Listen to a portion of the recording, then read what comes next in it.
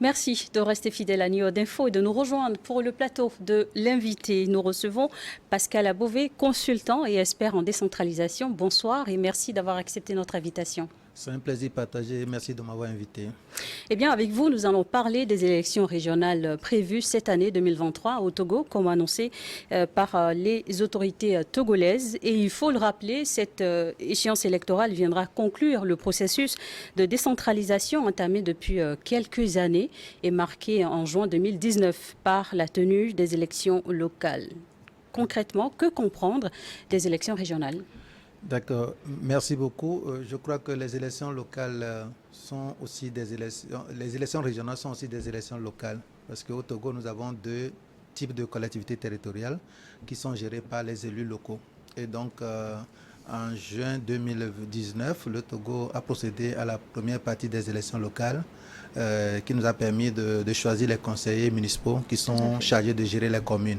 Donc, nous allons organiser les élections régionales maintenant pour avoir les conseillers régionaux qui seront chargés également de gérer les régions en tant que collectivité territoriale. Donc voilà, donc c'est un scrutin qui permet d'achever le processus en dotant notre pays des organes constitutionnels prévus pour gérer les collectivités conformément aux dispositions juridiques de notre pays. Tu l'as dit, à l'issue de ces élections, on va élire des conseillers régionaux. Et quels seront leurs rôles ?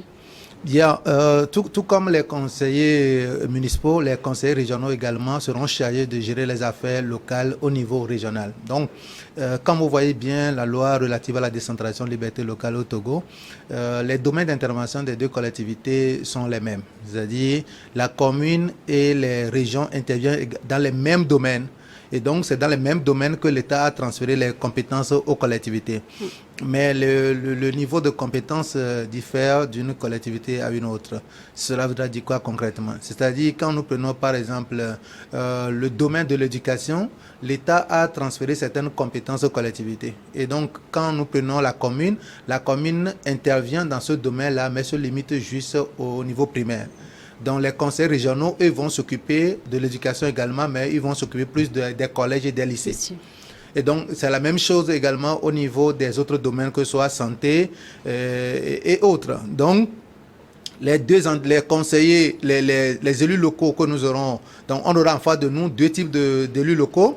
Il y aura les élus locaux communaux, ou bien que nous appelons les conseillers communaux et municipaux, et les conseillers régionaux. Donc les deux vont gérer les collectivités en exerçant les compétences que l'État a transférées aux collectivités. Mais vous verrez qu'ils vont intervenir dans les mêmes domaines, sur les mêmes territoires, mais ils ne feront pas la même chose.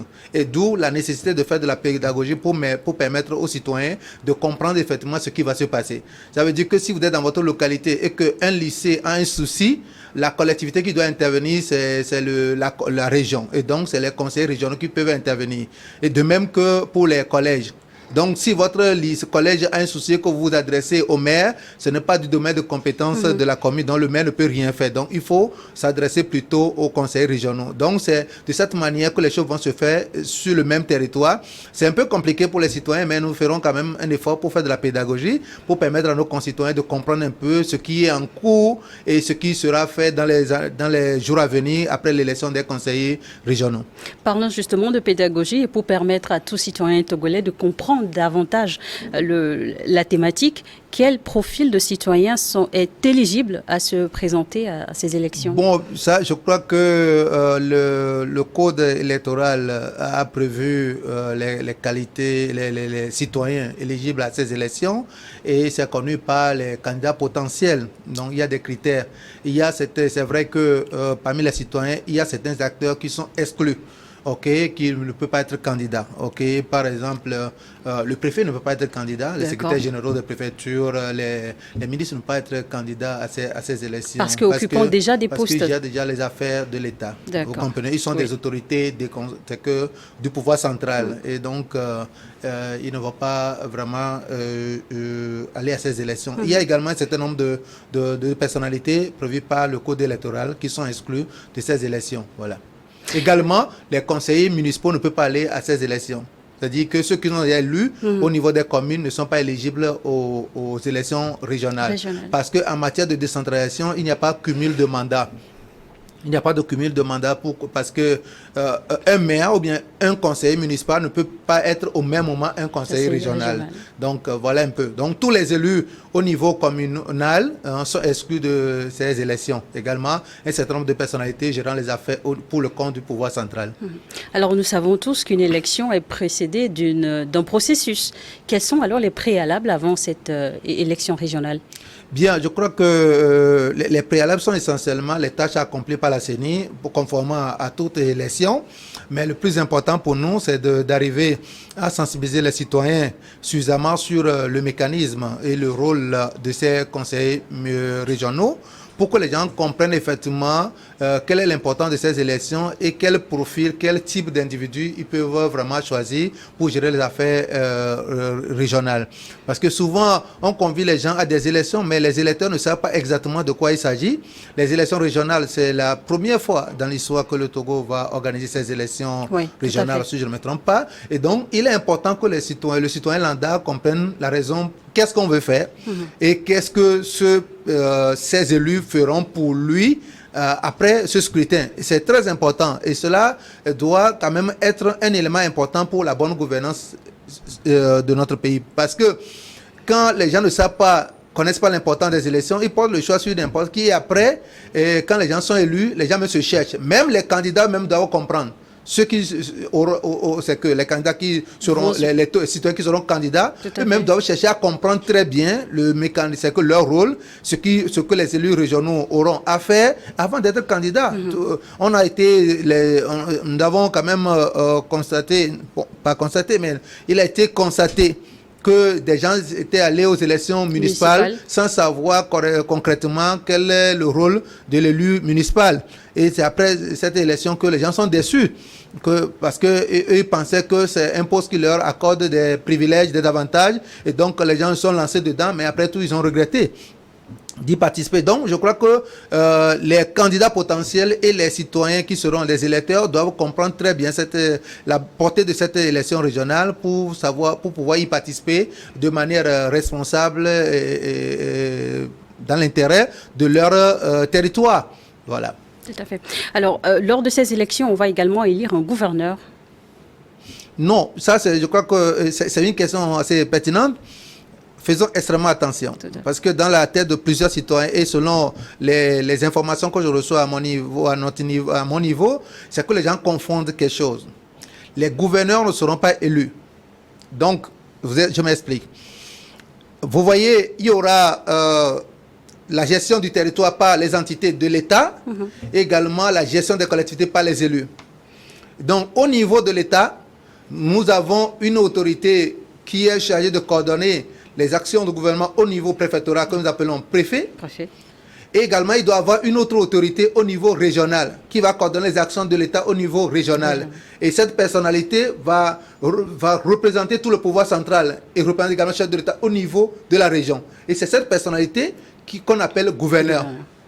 Donc les gouverneurs sont des autorités déconcentrées, c'est-à-dire des personnalités nommées par le chef de l'État. Donc désormais, avant même d'aller aux élections régionales, parce que c'est cette année, donc on espère que dans les mois à venir, le chef de l'État va prendre son décret pour nommer les gouverneurs de région.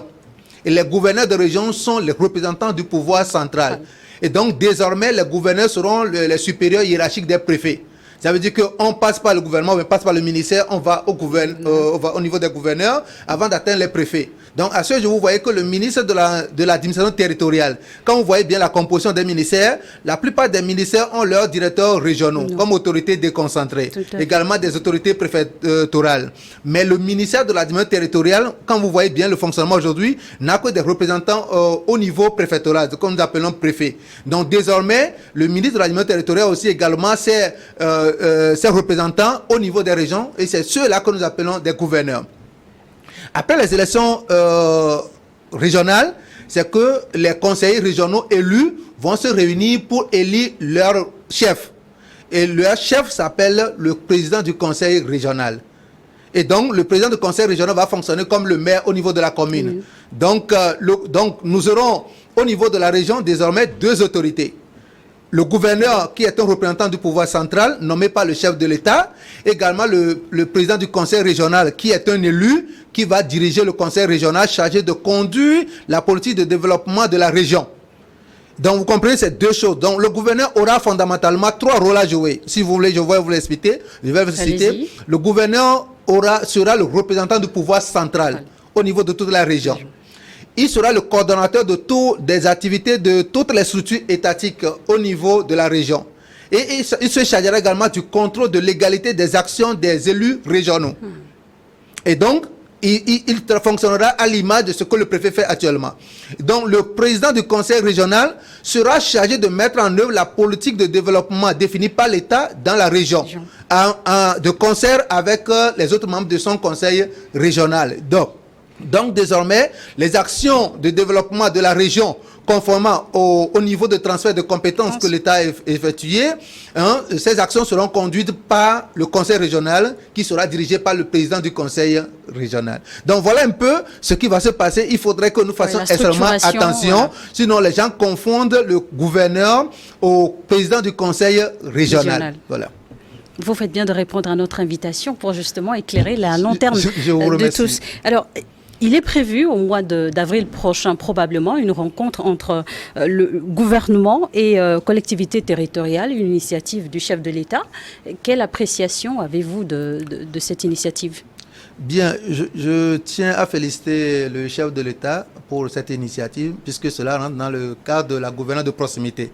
En tant que président de la République, chargé de conduire la destinée de tout le peuple togolais, il est important qu'il puisse savoir à chaque instant ce qui se passe au niveau de la population à la base. C'est vrai qu'il a son gouvernement, son équipe technique, gouvernement avec des ministères qui gèrent les affaires au profit de la population, mais on lui rend aussi compte, je sais bien. Mais il est important que lui-même parfois il puisse s'approcher. Il est important qu'il puisse s'approcher de la population pour savoir exactement ce qui se passe. Et donc, dans le cadre de la décentralisation, je crois qu'il y a le Conseil national de suivi de la décentralisation qui est prévu par les TES. Et donc, ce conseil est dirigé par le Premier ministre. Et donc, ce conseil se charge de se réunir régulièrement pour évaluer un peu l'évolution du processus. Mais cette initiative que je qualifie de personnelle, prise par le chef de l'État, est une bonne initiative. Il a décidé, selon la note du ministre en charge de la décentralisation et du développement des territoires, et cette rencontre réunira les membres du gouvernement, les préfets, les maires et leurs adjoints, les secrétaires généraux des communes et ceux des préfectures, les chefs traditionnels, les responsables des chefs traditionnels des 5 régions, ainsi que des personnalités qui sont conviées à cette réunion. Je crois que c'est une très bonne chose.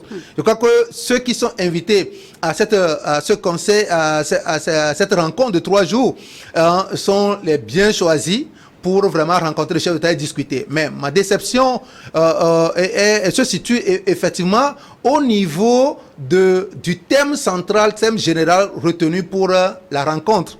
Vous nous le rappelez ? On dit diagnostic inclusif, diagnostic inclusif du processus de décentralisation. La question, c'est de savoir si cette rencontre permettra véritablement de faire le diagnostic inclusif. Non, je ne crois pas. Je ne crois pas. C'est là où réside ma déception par rapport à l'initiative et surtout par rapport au schéma choisi pour cette rencontre. Et quand vous voyez déjà le calcul, vous voyez déjà le nombre de participants, on tourne autour de 600 minimum de participants qui seront à cette rencontre. Cela voudrait dire que déjà l'effectif pose problème. Deuxième chose à noter, c'est qu'on a choisi des participants et on parle de diagnostic inclusif. On a oublié certains acteurs importants, notamment les représentants de la société civile, les représentants du secteur privé, également les représentants des confessions religieuses, qui sont des acteurs qui participent à l'animation de la vie de ces communautés, de ces collectivités territoriales. Et donc, le président, si effectivement il voudrait faire un diagnostic inclusif, il ne pouvait pas mettre de côté ces acteurs pour quand même s'enquérir des vraies informations des populations à la base. Parce que ceux qui sont invités sont certainement des membres de son administration et vu le nombre, on pense que beaucoup de bonnes idées, beaucoup d'idées seront noyées dans les débats. Parce que c'est une rencontre de 3 jours. Troisième élément important, c'est qu'on a vu dans le programme plusieurs communications qui sont prévues. Donc, s'il faut vraiment faire un diagnostic approfondi avec 600 participants, avec un certain nombre de thèmes prévus pour la communication, nous pensons quand même que la durée d'abord n'est pas suffisante et que les gens n'auront pas suffisamment à s'exprimer sur les réalités qu'ils vivent dans leur commune. En même temps, c'est une première fois. Non, écoutez, on pouvait faire quelque chose de qualité. Ça veut dire que les chefs de l'État est encouragé à poursuivre ces rencontres, mais j'estime quand même qu'on pouvait le faire peut-être d'une autre manière, parce que moi, j'estime quand même qu'en voyant le programme, je me dis que c'est une rencontre de formation et d'échange, parce qu'on a prévu plusieurs thèmes de formation qui seront développés par d'éminentes personnalités selon la note du ministre, et s'il faut prendre le temps de communiquer, permettre aux gens de poser des questions, je me dis qu'on aura du mal à faire le diagnostic. Donc, le thème central qui concerne le diagnostic inclusif du processus de décentralisation, étape indispensable pour les élections régionales. Cela voudra dire qu'on voudrait baliser la voie pour aller aux élections régionales. Et ça, c'est une très bonne chose. Et c'est une très bonne chose dans la mesure où cela permet de relever quelques défis, relever quelques défis.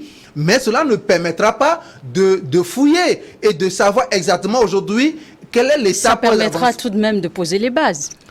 Je crois que, vous savez, le président aujourd'hui doit comprendre que le président est conscient que son administration fait de son mieux, mais il ne peut pas vraiment atteindre les objectifs, il ne peut pas avoir un fort impact de ses actions s'il n'associe pas les autres acteurs. Aujourd'hui, le président ne peut pas décider de faire un diagnostic inclusif en mettant de côté les organisations de la société civile, en mettant de côté les acteurs du secteur privé qui participent à la création de la richesse et de l'emploi. Ce n'est pas possible.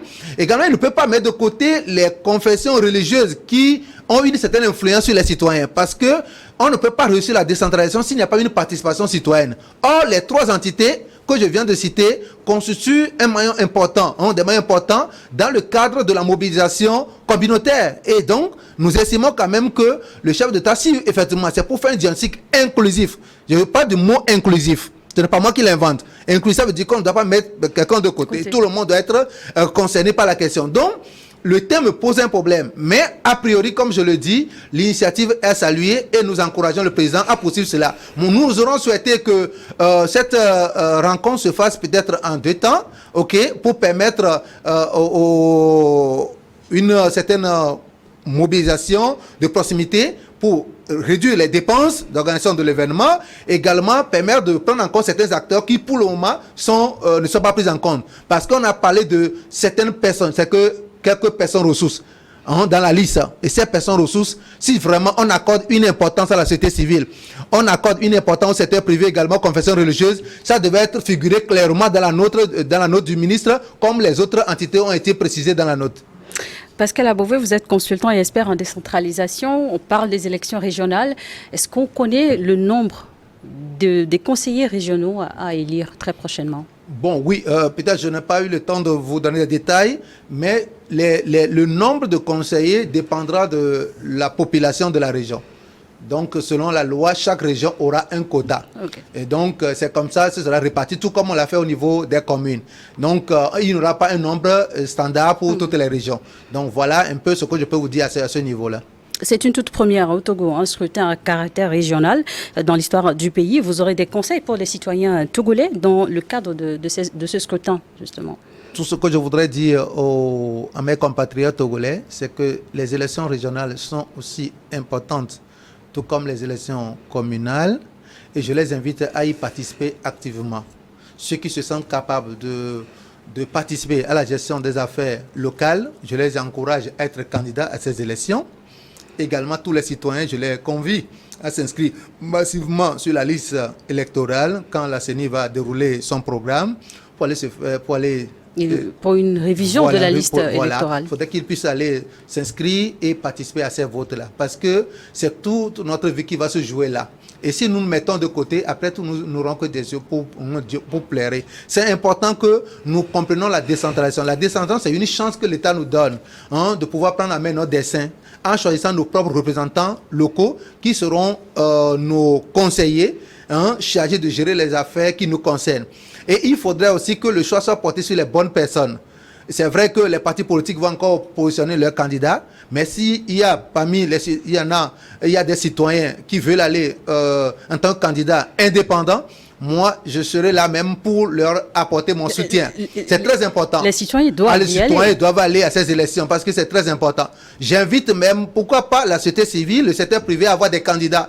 Parce que s'ils sont représentés au niveau du conseil, je pense qu'il y aura des débats équilibrés. Et donc, la société civile aura donné sa voix, le secteur privé également aura sa voix. Mais pourquoi pas, si les confessions religieuses veulent envoyer leurs représentants à ces élections, je sais une bonne chose aussi.